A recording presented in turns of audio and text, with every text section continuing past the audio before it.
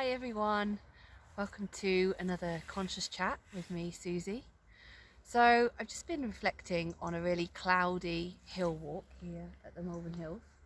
Try and do this once a week, really making sure getting out in nature at least once a week for a good long walk, and just reflecting on really the feeling of overwhelm, which I think a lot of us are feeling at the moment. So when out in nature, you realise how simple and unrushed everything is.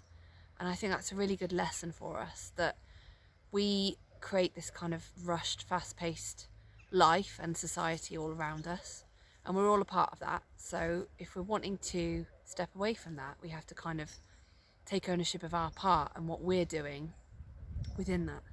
And for me, I noticed that I sometimes am feeling pressure on myself and questioning why I'm feeling stressed or worried about things, or just not really coping with the amount of things that I'm doing or the amount of plates I've got spinning up in the air. And I think that rather than kind of berating ourselves and wondering how we're going to kind of cope with all these things and trying to set in motion ways of coping, I think it's also really good to look at why we're actually thinking that that's suitable for our life. You know, as humans, we're part of nature, we come from that nature, and nature doesn't rush.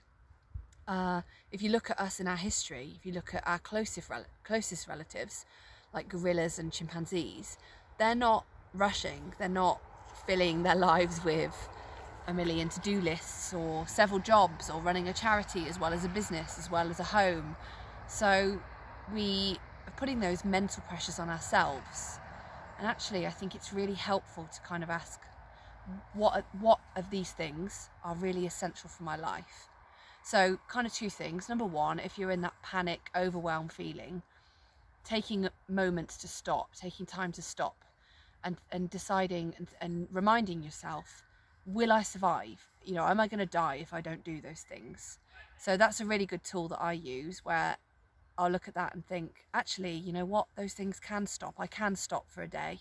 I can just have a day where I go walking or do nothing, because those things are going to survive. I am going to survive. Those things are going to be okay if they don't get done today. And then secondly, looking at the bigger picture. So taking some time off, and I really mean that, really taking the time off, like unplugging, and then taking some time where you're not worrying about anything. And then when you come back to things, you're looking with fresh eyes and you can decide, are those things really serving me?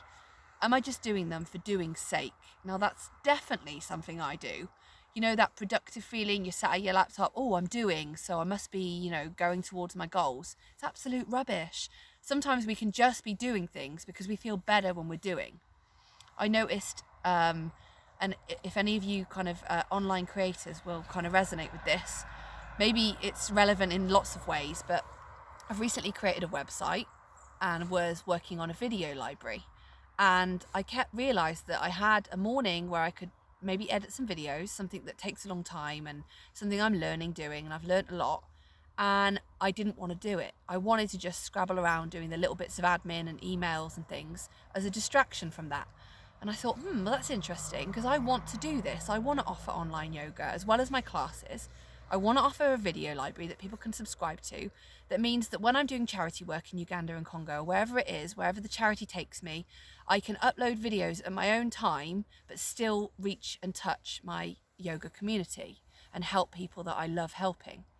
So it's really interesting for me to look at that and go, well, why am I not doing it then? Why am I not just doing that thing? But often it can be either fear of failure, because if I do that and it doesn't work, people don't like the videos or nobody subscribes, then there's no excuse, is there? There's not the excuse of I haven't done it. It's there looking in my face that something hasn't worked. But it can also be, really interestingly, a fear of success. That fear that we might actually be successful at this, and maybe that self-worth part of us that isn't matching our true potential is screaming at us that we're just not worthy of that. So maybe it's time for you as well as me, I'm doing this at the moment, to really assess the things we do. Is the things that you can just let go of in your day, things that can be done later on, another time, another month, maybe not at all, and just focus on the things that really light you up inside. So life should be filled with joy. We shouldn't be working just to work, just to earn some money, to live somewhere, to do something. Our every day should be lighting us up. You know, every day is important. We don't know when it's our last one. And why isn't life filled with joy? It should be.